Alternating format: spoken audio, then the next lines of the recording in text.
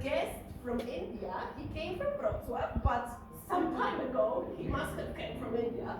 And welcome to the stage our first Indian performer, Kabilan Selvamani.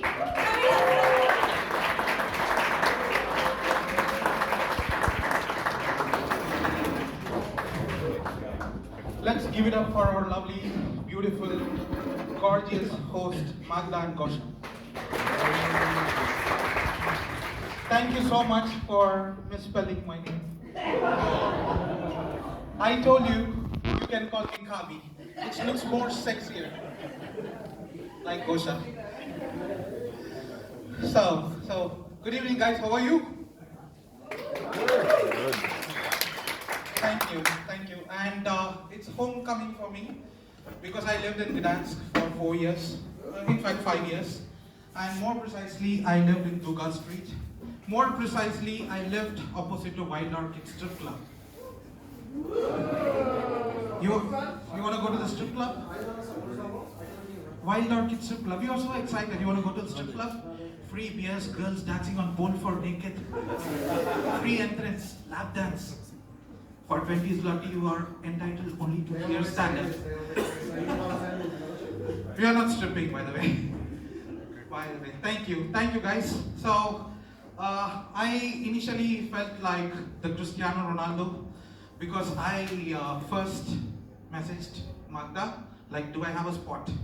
So I was not in the playing 11, and then suddenly I was added to the 11, and suddenly I was called to the stage. So that's really nice of you, Magda. So actually I do stand-ups in Wrocław. Sometimes I also do some corporate events.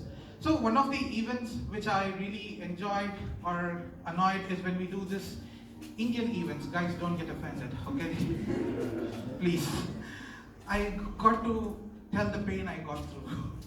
So this Indian event is basically a function called Diwali, where it was organized in Warsaw.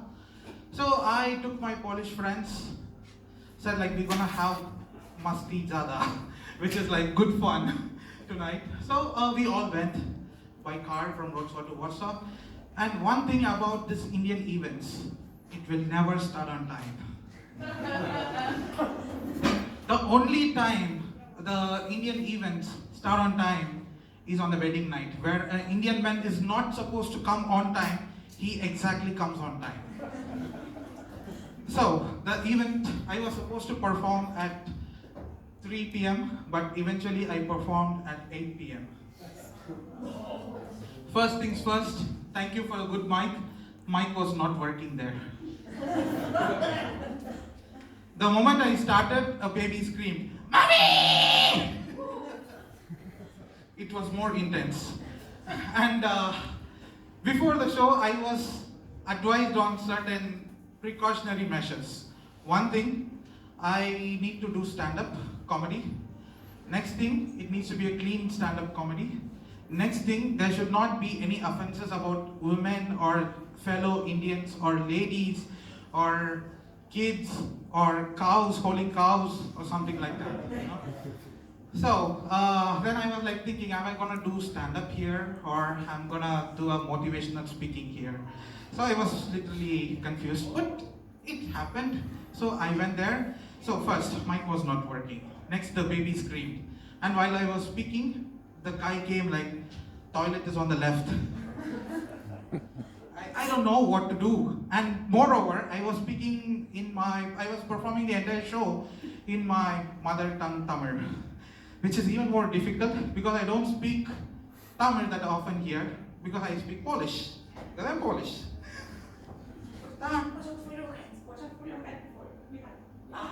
It was nice. Thank you. So, where I was? You confused me. Okay. You were speaking Polish. Yeah, and moreover, the auditorium was 350 people with 150 infants, and they were like walking. Nobody was seated, and they were walking as if they are like counting their 10,000 counts per day. And most difficult part was I was wearing the Indian dhoti. You know what is a dhoti? Indian dhoti? It looks like a skirt. Normally I have something with a Velcro, but that day I did not have a Velcro. It was manually tied, and I was even more scared because a girl was coming, pulling my skirt. And even more worse was the day I didn't wear an underwear. I was wearing boxer. So it happened, and people were really hungry, and they were like asking for food. And I promised my friends, like, don't have food over here. Don't have food anywhere. We're gonna go to the Indian event. We're gonna have Indian food. It's gonna be amazing. So they are Polish. They were so excited, and they did not have food, and they were like zombies. And while I was performing, the guy again intervened and took the mic from me and said, like, food is ready. It was even more devastating. Once again, he came up and said, like, guests and ladies with kids can go first. So sad. And then we had the food. The food was like so fucking spicy. The Polish people couldn't take it. They just ate and they just threw it. And they said, like, can you buy me the Polish favorite food?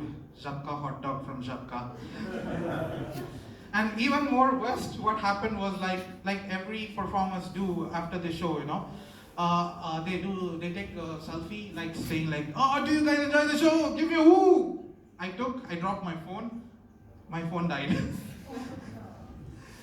So that is a part of an Indian event, so it never starts on time. Maybe I'll give you some advice.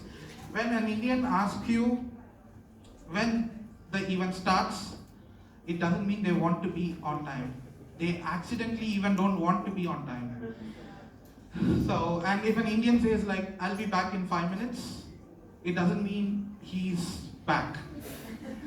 It is like for 5 minutes, you need to start wondering where he is. And then after 5 minutes, you need to stop wondering where he is. Because for us, life is a journey. And everybody is a part of the journey. So this is at least I know my people, so I was like, okay, Once I went for a corporate event.